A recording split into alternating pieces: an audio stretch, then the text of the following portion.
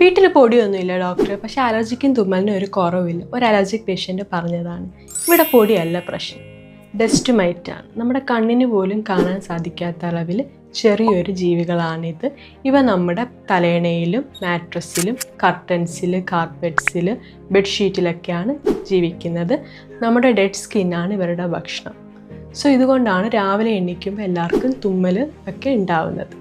രാത്രിയിൽ ബെഡുമായിട്ട് അത്രയും കോണ്ടാക്റ്റ് വരുന്നുണ്ട്. സോ ഇതിനെ ഒഴിവാക്കാൻ വേണ്ടി ചെയ്യാൻ പറ്റുന്നതാണ് ബെഡ്ഷീറ്റും പില്ലോ കവേഴ്സും ആഴ്ചയിലൊരിക്കൽ നല്ല ചൂടുവെള്ളത്തിൽ കഴുകുക.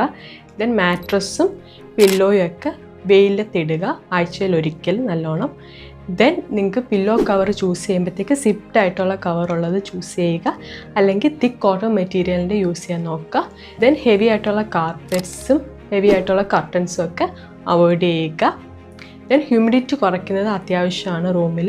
സോ AC ഉണ്ടെങ്കിൽ ഡ്രൈ മോഡിൽ യൂസ് ചെയ്യാൻ നോക്കുക. ദെൻ ജനാലകളൊക്കെ തുറന്നിടുക. ദെൻ വാക്യൂം ക്ലീനർ ഉണ്ടെങ്കിൽ അതുകൊണ്ട് റൂമൊക്കെ വൃത്തിയാക്കാൻ ശ്രമിക്കുക.